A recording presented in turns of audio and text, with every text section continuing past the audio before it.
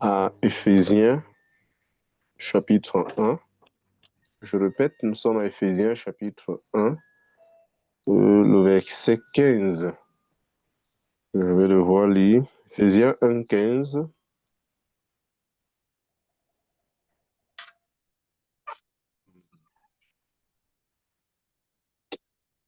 Ephesians chapter 1, verse 15. Je read it in French. C'est pourquoi, moi aussi, après avoir entendu parler de votre foi en le Seigneur Jésus et de votre amour envers tous les saints. Go on, brother. So we see Paul mentioning that he heard about the faith of these brethren. Donc, nous voyons Paul mentionner qu'il a écouté parler la foi de ses frères And their faith in the Lord Jesus Christ. leur foi en la personne du Seigneur Jésus-Christ. You see, one thing I saw with Paul when he was writing his epistles, Une des choses qui m'ont toujours marqué avec Paul, lorsque Paul écrit ses épîtres, he was so sincere to write whatever he had, whatever he saw in any of these local assemblies. il est sincère de pouvoir écrire ce qu'il a vu, ce qu'il a entendu venant de ces différentes assemblées. If he had otherwise about the Ephesian church, he would have written it. S'il avait écouté autre chose concernant l'église d'Éphèse, certainement il aurait écrit. You remember when we were looking at the book of Corinthians, he said, I had what was happening that some of you are saying, I am of Paul, I am of Apollos, I say that you are carnal. Rappelez-vous, il dit dans le livre de 1 Corinthiens qu'il a écouté certains d'entre vous qui disaient je suis de Paul, je suis d'Apollos, et il dit en agissant comme ça, vous êtes charnel. When he heard about the Galatians moving from faith to legality, he mentioned it. Donc, lorsqu'il a écouté les frères de Galate quitter la foi, il a aussi mentionné cela. And now he heard about the faith of the Ephesian brethren in the Lord Jesus Christ and their love for all the saints. Maintenant, il a écouté la foi et l'amour que les frères d'Éphèse ont envers les saints. And he also wrote about it. He wrote about it in his epistle. Et il a donc écrit aussi ça dans cet épître. And this is telling me that people are seeing, people are hearing what we are doing, whether good or bad. Et moi, ceci me parle pour dire que tout ce que nous faisons en bien ou en mal, les gens écoutent. Tout ce que nous faisons en bien ou en mal, les gens écoutent. One funny thing that I've been wondering how it usually happens is that I keep wondering how the news of whatever we do spread across to other people in other places, in other countries. L'une des choses qui m'étonne toujours, c'est que quel que soit ce que nous faisons, cela finit toujours par arriver. Cela, c'est-à-dire que la nouvelle se repent dans d'autres pays, etc. But whether we like it or not, the news of whatever we do, whoever we are, will spread and get to people in other places. Donc, que nous le voulons ou pas, les nouvelles de ce que nous faisons, ce que nous disons, ces nouvelles vont se répandre et on les recevra ailleurs. It may take time. It may take a very long time, but then people will hear, they will read about it one day. Our lives are writing histories. Cela peut prendre du temps, mais je vous assure, les gens pourront un jour écouter et notre vie serait... En fait, notre vie est une histoire qui est en train d'être écrite. And so the first challenge the Holy Spirit is throwing to each and every one of us is that what do we want people to hear about us what do we want people to say about us? Alors, le grand défi auquel nous sommes confrontés, où le Saint-Esprit nous interpelle, qu'est-ce que nous aimerons que les gens disent de nous? Qu'est-ce que nous aimerons que les gens puissent voir de nous? I always tell people, when the news about who they are, especially when they have done wrong, when they have done bad thing, when the news spread, they are not always happy and they want to fight people about it. Why are you talking about this about me? Why this, why that? I always tell them that, well, it is not good anyway, because the way some brethren do it is also in the negative. But then I always tell them, if you have not lived this life, if you have not done this thing, people wouldn't have been spreading it. Why did you also live like that? Moi, je dis toujours aux frères, oui, frères ou sœurs, parfois on est fâché. Hein? Comment est-ce on se comporte comme ça? Hein? Parce que j'ai mené cette mauvaise vie. Et moi, je les interpelle que non, même si ça semble être difficile pour eux, ça ne devrait pas. Si tu avais été déjà alerté avant, pourquoi as-tu pris la peine de vivre de cette manière pour que le témoignage qui est répandu soit un mauvais témoignage? I am not saying that we should do good just because we want people to speak good about us. But what I'm saying is, whatever we do, good or bad, people will hear about it. It will spread. Je ne dis pas qu'on puisse faire du bien pour qu'on parle de nous, mais je répète mes propos. Quel que soit ce que nous faisons, en bien ou en mal, je répète, cela va pouvoir se répandre. So we should always live right. We should trust the Lord. We should trust the Holy Spirit to always help us to live right every day. And this is Amen. possible if we Amen. trust ourselves into the hand of the Holy Spirit, if we are not leading our lives by ourselves. À cause de cela, donc, nous devions toujours faire confiance que le Seigneur va nous aider. Et je dis c'est possible pour mener une vie correcte, une vie qui plaise à Dieu. Avec l'aide du Saint-Esprit, je répète, c'est possible. If we allow the Holy Spirit to be in charge of our lives, if you allow Him to direct our affairs, if you allow Him to be in control, if you allow Him to lead us in all that we do, we will discover that we are living well, we are living right, and people will be hearing about our faith in the Lord Jesus Christ, and they will give glory to God. Nous donnons donc l'occasion au Saint-Esprit de nous conduire, de nous diriger. Effectivement, on mènera une vie qui plaise à Dieu et les gens écouteront parler notre foi et cela pourra donner gloire à Dieu. And if we live otherwise, people will also hear about it, people will also talk about it. Et si nous vivons donc contrairement à la vérité, on ne peut pas empêcher, ça va se répandre, les gens pourront aussi écouter et pourront aussi parler de ça. If we allow flesh to lead us, if we allow flesh to control our lives, it will result into a lifestyle, and people will see that lifestyle, people will hear about it, and it will spread as well. Donc si nous laissons la chair nous contrôler, nous diriger, que nous ne le voulons pas, ça va se répandre et les gens vont écouter et on ne pourra pas faire autrement. So Paul says, therefore, I also, after I heard of your faith in the Lord Jesus Christ, he heard about it. Donc, c'est pourquoi Paul dit vraiment, c'est pourquoi, ayant écouté votre foi, donc il a écouté parler de la foi de ses frères.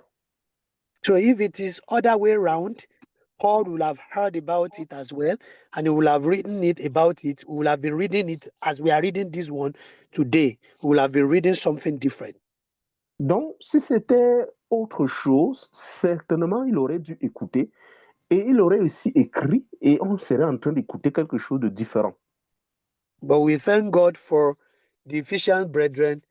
Is one of the very good example of a local church that we have. Of course, they had their own challenges, especially when we get to the book of Revelation chapter 2. The Bible says they left their first love.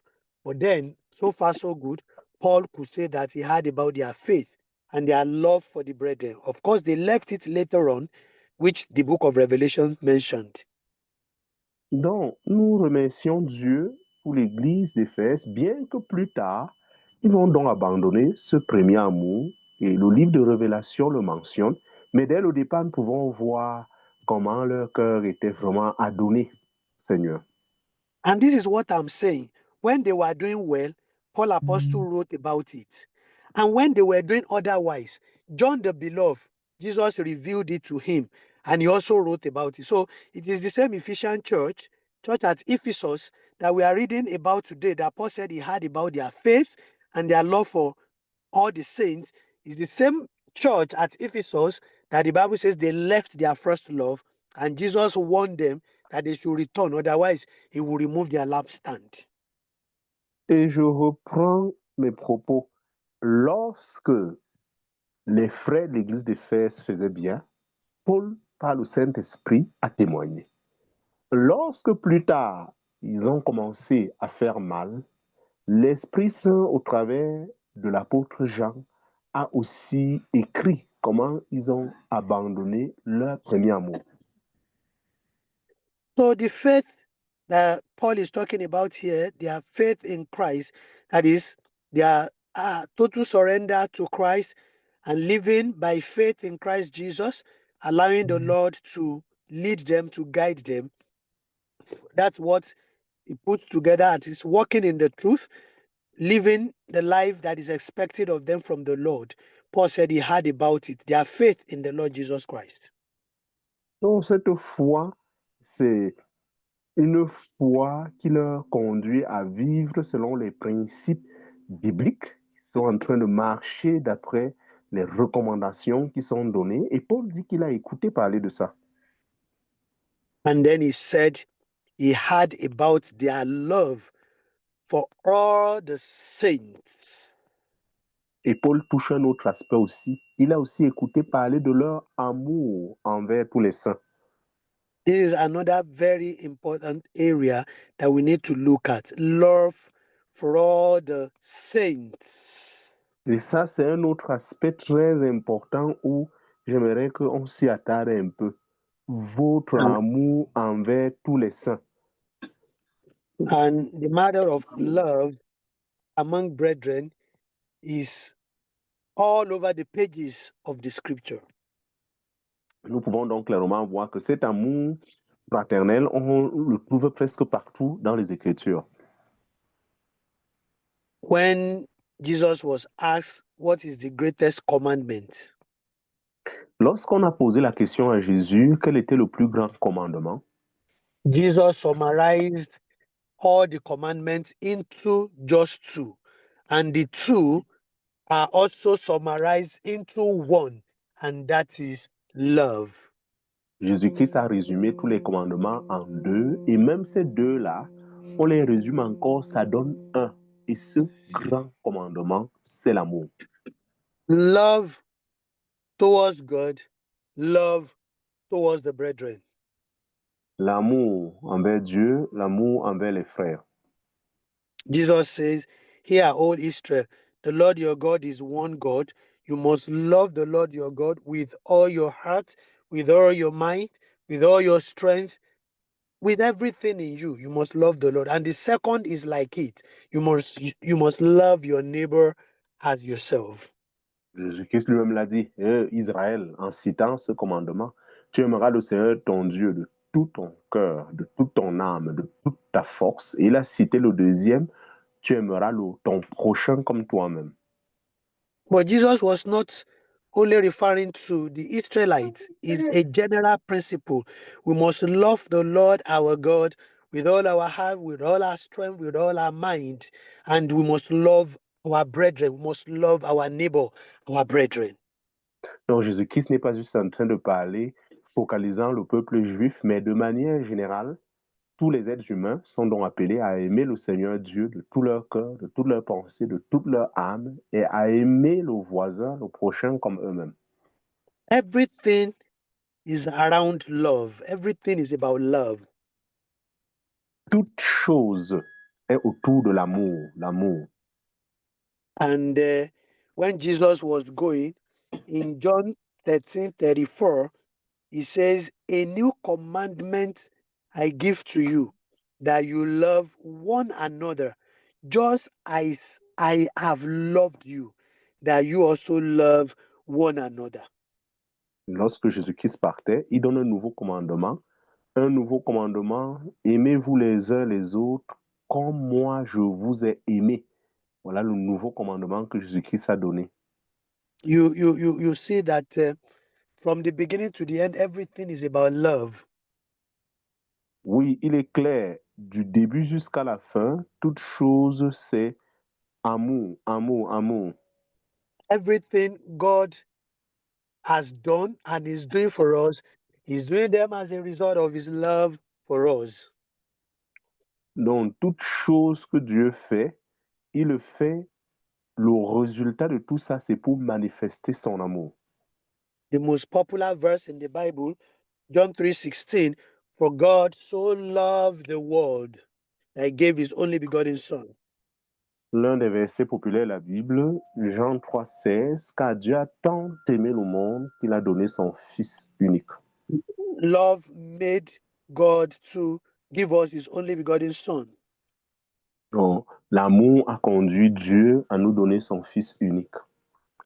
Love made Jesus to come to this world and died for us.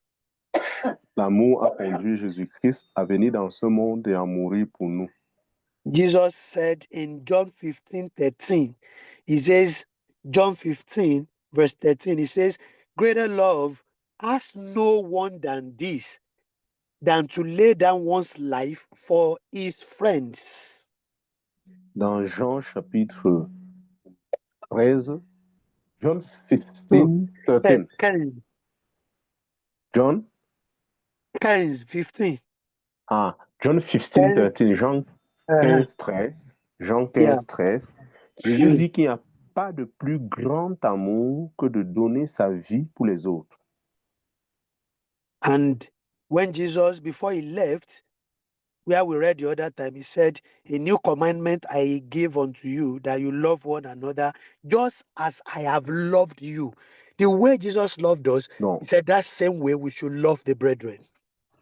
Donc Jésus, en quittant, il laisse donc un nouveau commandement. Je vous laisse un nouveau commandement. Aimez-vous les uns les autres comme moi je vous ai aimé. In John 13, verse 35, Jesus says, "By this all we know that you are my disciples, if you have love one for another." Dans Jean 13, 44, Jésus dit, par ceci, nous saurons que vous êtes mes disciples si vous vous aimez les uns les autres. You can imagine that it is through love that we express towards one another, that the whole world will know that we are the disciples of Jesus Christ, because the world cannot express such love that God is working in our lives. Donc, vous voyez, ce n'est que par l'amour que le monde reconnaîtra que nous sommes vraiment les disciples de Christ, parce que le monde ne peut pas exprimer ce véritable amour qui se trouve en Christ. Jesus again says that our obedience to His command should spring out of love. Oui, le passage tout à l'heure, c'était Jean 13, 35, et Jésus-Christ dit, le commandement qu'il nous donne, cela doit être manifesté par amour, par amour. He says, "If you love me, keep my commandment." That is John 14:15. And in verse 21, He says, "He who has my commandments and keep them, it is he who loves me. And he who loves me will be loved by my Father, and I will love him and manifest myself to him." Dans Jean 14, you say John chapter 14, Verse 15 and then 21. Jean 14, verset 12 et 21. No, verse 21 and verse 15. 15, verset 15 et 21. Et 21. Il y a 15 et 21, Jean 14, 15 et 21. Si vous m'aimez, gardez mes commandements. Verset 21. Celui qui a mes commandements et qui les garde, c'est celui-là qui m'aime, et celui qui m'aime sera aimé de mon Père, et je l'aimerai, et je me manifesterai à lui. And then in Philippians chapter 2, verse 2 to 4. Philippians 2, 2 to 4. Philippiens chapitre 2, verset 2 à 4, la Bible dit, the Bible says, Paul was writing to the Philippian church, he says, fulfill my joy by being like-minded, having the same love, being of one accord, of one mind. Let nothing be done through selfish ambition or conceit, but in lowliness of mind, let each esteem others better than himself. Let each of you look out not only for his own interest, but also for the interest of others. This can be possible in the atmosphere of love. non, dans Philippiens chapitre 2, verset 2 à 4, accomplissez ma joie pour que vous ayez la même façon de penser, ayant le même amour, étant d'un même accord, d'une même pensée. Faites que rien ne soit fait par contestation ou vaine gloire, mais que dans l'humilité de penser, chacun estime l'autre meilleur que lui-même. Que chacun ne s'intéresse pas seulement à ses propres choses, mais que chacun aussi s'intéresse aux choses des autres. Vous voyez qu'ici, tout se résume toujours par l'amour. And this love is not something that we will do by ourselves. It's not something we will work out by ourselves. It's already in us because the Bible declares that, the Bible says that. Non, je dis, cet amour dont nous parlons ici, c'est pas quelque chose qu'on va fabriquer. C'est déjà en nous. Et c'est aussi ce que les Écritures disent, que cet amour-là est déjà en nous. Because in Romans 5:5, the Bible says, in Romans 5:5, the Bible says, now hope does not disappoint because the love of God has been poured out in our hearts by the Holy Spirit who was given to us. Dans Romains chapitre 5, le verset 5, nous avons un verset là clairement qui dit que l'amour de Dieu est déversé dans notre cœur par le Saint-Esprit qui nous a été donné. So it is not something we struggle with. It's something that has been given unto us by God. Donc ce n'est pas quelque chose où on doit se battre, c'est là nous est déjà donné par le Seigneur. Once we have the Holy Spirit is working out love in our hearts. Une fois que nous avons le Saint-Esprit œuvre en nous par amour, œuvre en nous par cet amour. And John, in 1 John chapter 4, verse 7 to 8, he says, beloved, let us love one another, for love is of God, and everyone who loves is born of God and knows God. And he who does not love does not know God, for God is love. Et dans 1 Jean chapitre 4, versets 7 à 8, 1 Jean chapitre 4, versets 7 à 8, bien-aimés, aimons-nous les uns les autres, car l'amour est de Dieu, et quiconque aime est né de Dieu et connaît Dieu. Celui qui n'aime pas ne connaît pas Dieu, car Dieu est amour. So Paul is now saying, we are back to Ephesians 1:15. He says, he heard of the faith of the brethren at Ephesus in the Lord Jesus, and he heard about their love for all the saints. Donc, vous voyez que Paul, il parle de deux choses. Il a écouté parler de leur foi. Il a aussi écouté parler de leur amour envers tous les saints. And so we have been able to bring out three important things. One, that whatever we do, however we live our lives, people will know about it and the news will spread. We should be careful how we live. Nous faisons ressortir trois choses importantes dans ce passage. Un, quelle que soit la manière dont nous vivons, que ce soit un bien ou un mal, cela va se répandre et les gens écouteront. Donc, faisons attention à la manière dont nous vivons. Ça, c'est la première étape de ce que nous sommes en train de dire. Number 2, we are saved by faith through grace, and we are living according to the faith. Paul says in Galatians 2:20, says, the life that I now live, I live by the faith of the Son of God who died and gave himself for me. So we are living by faith, and that faith, we must live by that faith, and it must be obvious, it must be seen by people that our faith in the Lord Jesus Christ. Donc, le deuxième principe, nous sommes sauvés par la foi. Et Paul, dans le livre de Galates, chapitre 2, le verset 20 dit, « Je vis maintenant par la foi du Fils de Dieu. » Nous sommes donc appelés à pouvoir manifester cette foi. Ça, c'est le deuxième principe. So Paul heard about the faith of the brethren at Ephesus in the Lord Jesus Christ, and then he heard about their love for all the saints. And so we talk about love for all the saints, love for all the brethren. Vous voyez, Paul a écouté parler de leur foi. Et enfin, Paul dit aussi qu'il a écouté parler de leur amour envers tous les frères. Et c'est ça que nous étions en train de parler là, de cet amour. Nous sommes appelés à manifester envers tous les frères.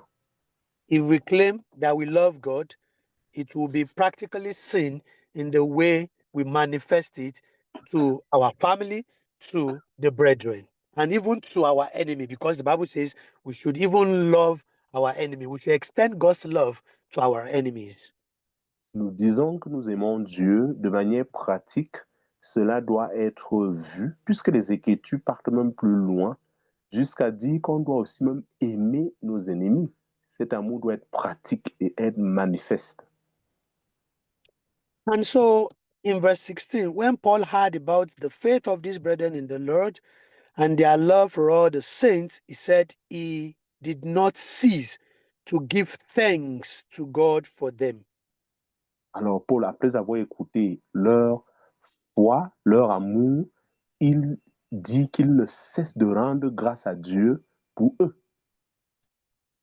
He was very grateful to God for helping the Ephesian brethren to live this life of faith and love among themselves.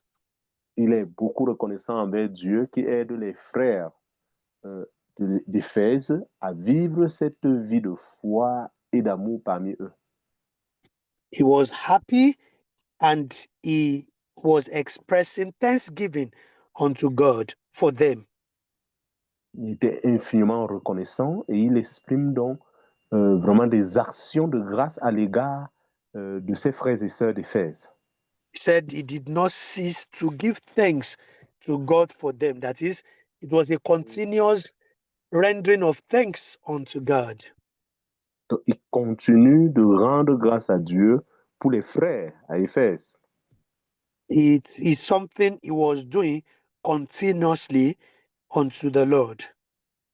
Donc, c'est quelque chose qu'il faisait de manière continuelle à l'égard des frères.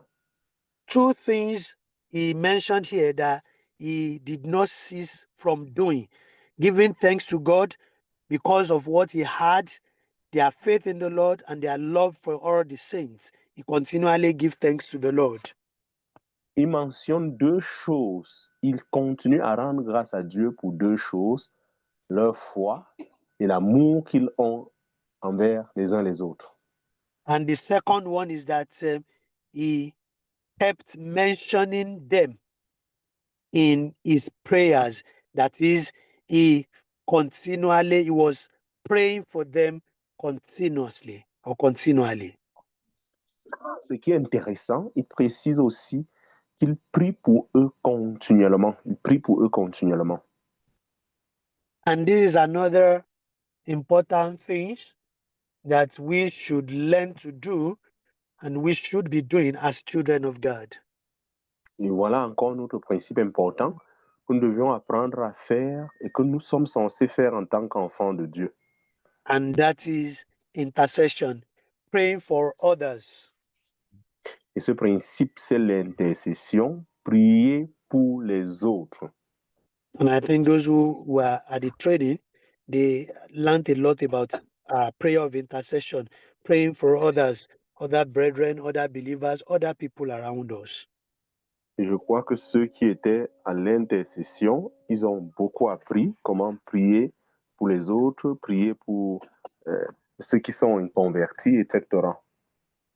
Paul was expressing here how he was praying for these brethren, but in other places he asked the brethren also to pray for him. He said, "Pray for us." So it's a mutual thing. As we pray, we must pray for one another. It's very, very important. Donc, nous voyons Paul ici dit comment il prie pour les frères, mais rappelez-vous, dans certains de ses épîtres, il demande aussi qu'on prie pour lui. On voit combien important nous sommes appelés à prier les uns pour les autres. Amen.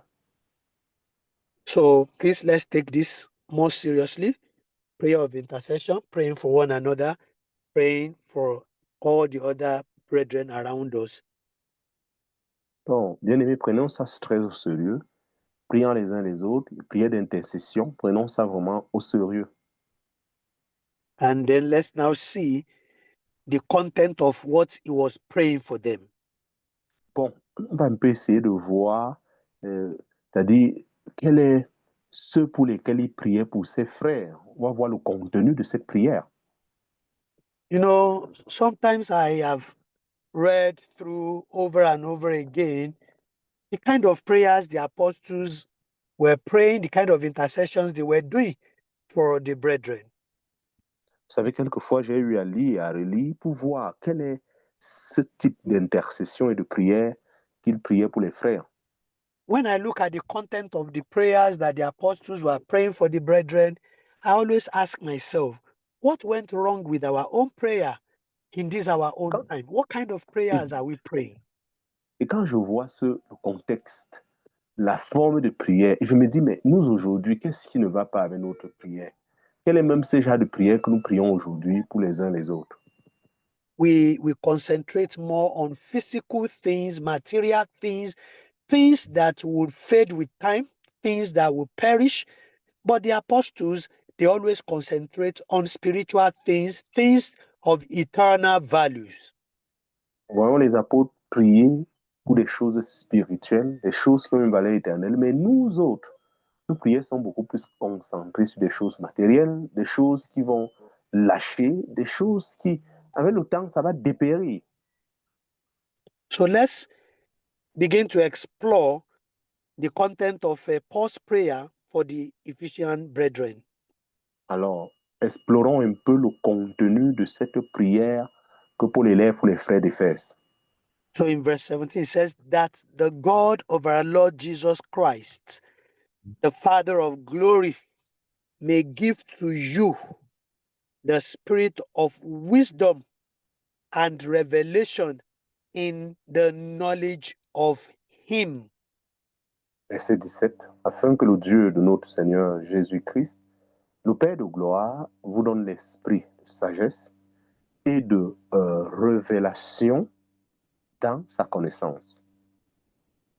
The God of our Lord Jesus Christ, we know he's talking about Jesus, the man, and God, the Father, sending Jesus to this world, Jesus, the man, Jesus. And then he says, God is the Father of glory.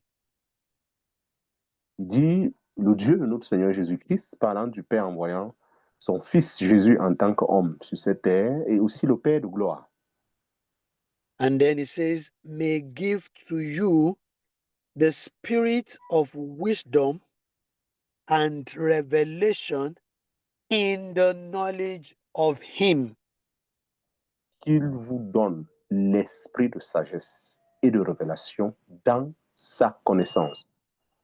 That God should grant the Ephesian brethren the spirit of wisdom and revelation in the knowledge of God. Dieu accorde aux frères d'Éphèse l'esprit de sagesse et de révélation dans la connaissance de Dieu. Yes, everything that is spiritual needs revelation from the Lord. Amen. Par contre, on doit établir le principe, tout ce qui est spirituel a besoin d'une révélation venant du Seigneur. So there is what we call revelational knowledge. That one is what we receive personally. It's beyond just being taught something. It is revealed to us by the Holy Spirit. Il y a ce que nous appelons la connaissance qui est révélée. Ce n'est pas quelque chose qu'on t'enseigne, mais c'est une révélation qui doit être accordée par le Saint-Esprit en personne. And this is very, very important for every believer. We need continuous revelation of the will of God, of the knowledge of God, of the things of God. Je dis ceci est très, très important pour le croyant. On a continuellement besoin de cette révélation que Dieu nous donne par rapport à sa parole.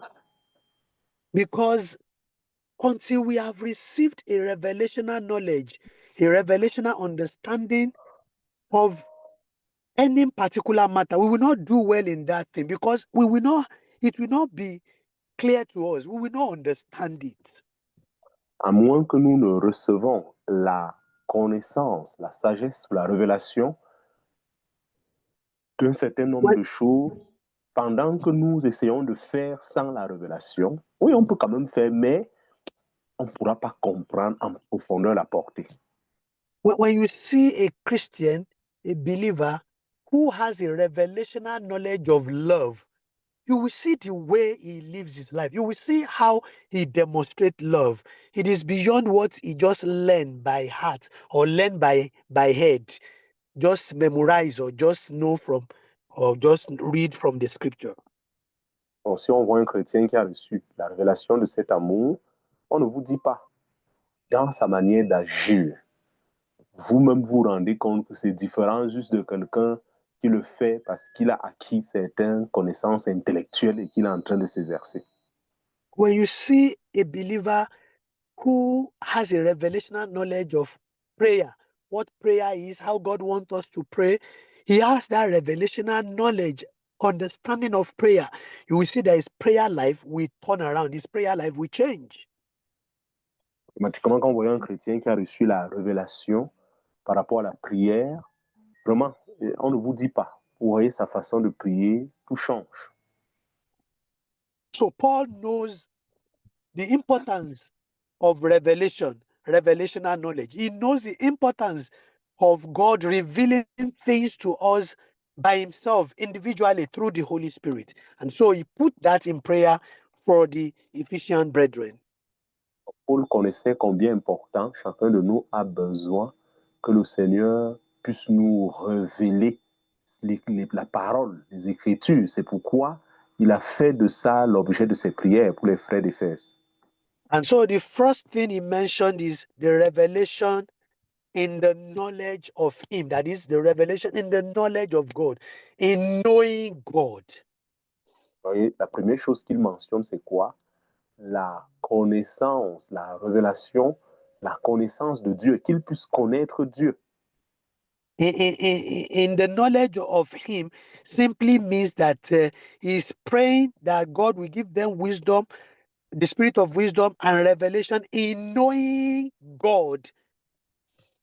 Dans la connaissance de Dieu, c'est-à-dire qu'il prie pour que Dieu leur donne la sagesse et la révélation pour qu'ils connaissent le Seigneur exactement.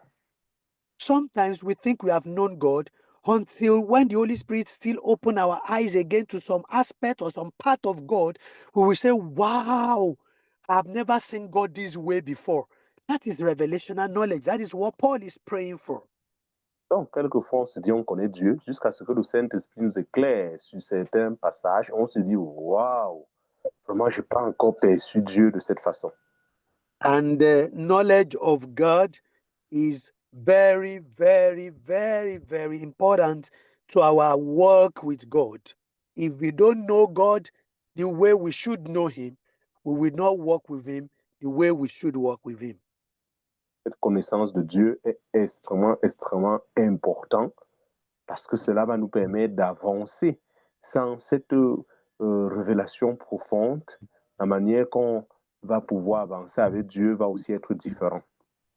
Let me say it this way, that the more we know God, the better our Christian lives become. Amen. Je veux le dire de cette façon, plus nous connaissons Dieu, plus notre vie chrétienne va devenir meilleure. The more of God we know, the better for us as Christians. Plus de connaissance de Dieu, de manière meilleure, on vivra une vie chrétienne épanouie. Let's quickly check a few places in the Bible to see how important the knowledge of God is to us as Christians. Vraiment quelques versets pour voir combien important cette connaissance de Dieu, nous en avons besoin en tant que chrétiens. Let's see Paul's own hunger and thirst after the knowledge of God. Voyons Paul qui a soif et qui désire vraiment cette connaissance de Dieu. In Philippians chapter 3, verse 10. Philippiens chapitre 3, verset 10. Philippians chapter 3, verse 10. Philippiens 3, 10.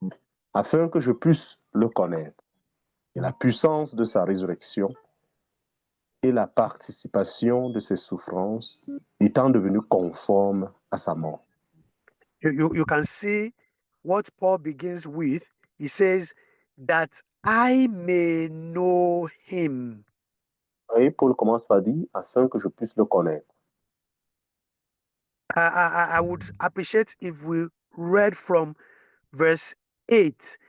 You will see what Paul said he counted as loss, he threw behind him, he did not count as anything serious. And the reason is that I may know him. Let's read from verse 8.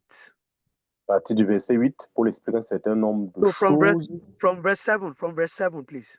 À partir du verset 7, Paul explique un certain nombre de choses qui l'amènent à dire qu'il veut davantage le connaître. Pour cela, nous allons lire Philippiens chapitre 3, verset 7 à 10. Mais ces choses qui étaient un gain pour moi, je les ai estimées comme une perte à cause de Christ. Oui, assurément, et j'estime toutes choses comme une perte en comparaison de l'excellence de la connaissance de Christ, Jésus, mon Seigneur, pour qui j'ai souffert la perte de toutes choses, et je les estime comme des excréments, afin que je puisse gagner Christ et d'être trouvé en lui, ayant non pas ma propre droiture qui vient de la loi, mais celle qui est de la foi de Christ, la droiture qui est de Dieu par la foi. Verset 10, afin que je puisse connaître et la puissance de sa résurrection et la participation de ses souffrances, étant devenu conforme à sa mort. Amen. Amen. Look at how, what he said in verse 7. He said, what things were gained, he counted them as loss. And he said he counted all things loss for the excellence of the knowledge of Christ Jesus my Lord. Because he wants to know God, he threw away everything. He counted everything as loss, just simply for the knowledge of God. He wants to know Christ. He wants to know him more and more. Parce qu'il veut connaître profondément le Seigneur, voyez ce qu'il dit au verset 7. Mais ces choses qui étaient un gain pour moi, je les ai estimées comme une perte. Tout ça pourquoi? Parce qu'il veut l'excellence. Il veut connaître profondément le Seigneur Jésus. You see it clearly how that verse 10 starts. When you read from verse 7, everything Paul was talking about, he counted this as loss. He did not see this as important and all that. He now said, the reason for all this is that I may know him. Non, depuis le verset 7, toutes ces choses qu'il ne considère pas, pourquoi il ne considère pas tout ça? À la fin, il donne la raison. La raison, c'est pour qu'il puisse le connaître. So in simple English, he's saying that I did all these things, and the reason that I did all them, that is throwing this behind me, I did not count this, is because that I may know him. Donc, en simple anglais, tout ceci, je l'ai fait, j'ai mis tout ça de côté, je ne considère pas ça. Pourquoi? Afin que je puisse le connaître. He says, I don't want anything to hinder my knowledge of him. I am pursuing the knowledge of him. I want to know him. So when he knows him today, he wants to know him more. He wants to know him more. He thirsts for more and hunger for more. Thirsts for more and hunger for more. Donc, il met toutes ces choses de côté, et ce qui est curieux, plus il veut le connaître, plus il désire le connaître davantage, le connaître profondément. Let's see how Peter puts it. Allons maintenant voir comment le bien-aimé frère Pierre présente cela. 2 Peter chapter 3, verse 18. 2 Pierre chapitre 3, verset 18. It says, but grow in the grace and knowledge of our Lord and Savior Jesus Christ. Mais grandissez dans la grâce et dans la connaissance de notre Seigneur et Sauveur Jésus-Christ. So Peter also was admonishing brethren that they need to go in grace, but not only in grace, they must also grow in the knowledge of our Lord and Savior Jesus Christ. They must grow on and on to know Christ, to know him more and more and more and more.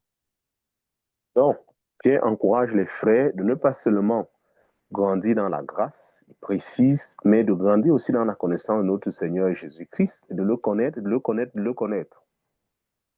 And let's see the benefits of knowing God. Voyons maintenant les bénéfices lorsque nous connaissons le Seigneur. Daniel chapter 11, verse 32b. Daniel 11, verset 32b. So the Daniel, second part of verse 32. Dans la deuxième partie du verset 32. Daniel. It says 11. Bon. Yeah, bon. But the people who know their God shall be strong and carry out great exploits. Daniel chapitre 11, verset 32. 32b, c'est là. Yes, and do. Yeah, verset 32b. Mais le peuple qui connaît son Dieu sera fort et fera des exploits. So when we know God, we will do exploits. We will be strong. Nous allons être forts et nous allons faire des exploits. And we will do exploits. Je dis, nous allons faire des exploits. And that is what Paul understood why he was praying for the Ephesians brethren that God will grant them the spirit of wisdom and revelation in the knowledge of God, in the knowledge of God. C'est ce que Paul a compris lorsqu'il priait pour les frères, pour que Dieu leur donne cet esprit de sagesse et de connaissance du Seigneur. This is a prayer we should be praying for ourselves and be praying as intercession for other brethren, that God will grant us spirit of wisdom and revelation in the knowledge of him, that we may know him and his and the power of his resurrection, that we may grow in the knowledge of him. These are important prayers that we need to be praying regularly for ourselves and for other brethren. Voilà des prières très importantes que nous devions continuer à élever pour nous-mêmes, pour les frères, pour qu'ils puissent connaître profondément le Seigneur. So let me pause here, or let me stop here for today from verse 15 to 17, just those three verses. And then if there's any question or any contribution before we go. Je vais m'arrêter ici, verset 15 à 17 pour aujourd'hui. Et s'il y a des commentaires ou des contributions, nous allons les recevoir avant de partir. Thank you, Brother Stephen. We thank the Lord for this teaching. Now, we are passing the second phase of this teaching. Je dis, nous passons à la deuxième phase. Y a-t-il des commentaires ou des questions, les bien-aimés? Celui qui a une question ou un commentaire peut juste ouvrir son micro et nous allons l'écouter. Merci.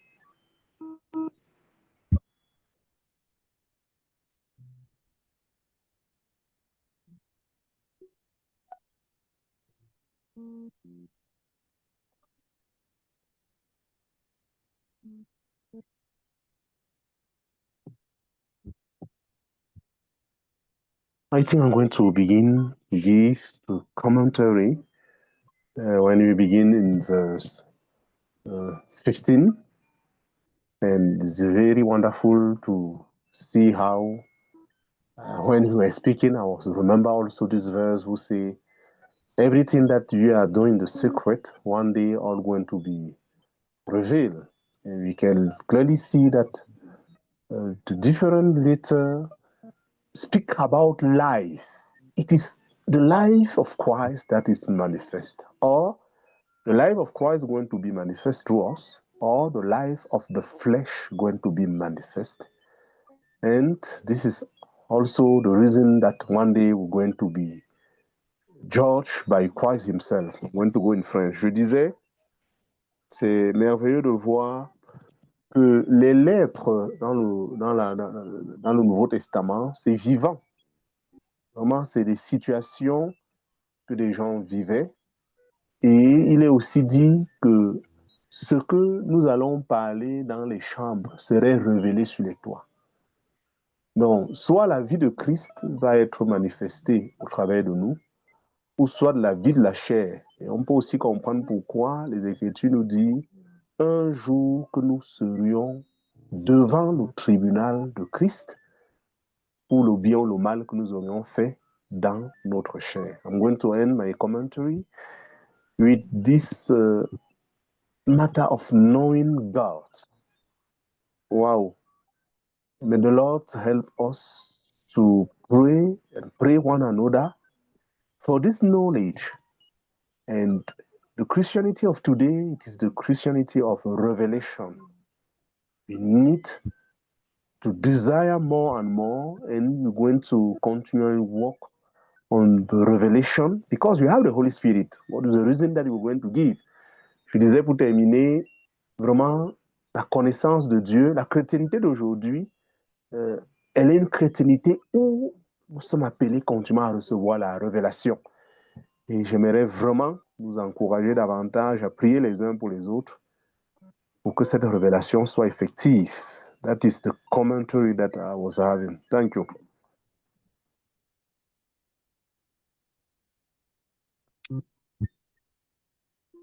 Y a-t-il d'autres commentaires ou questions, les bien-aimés?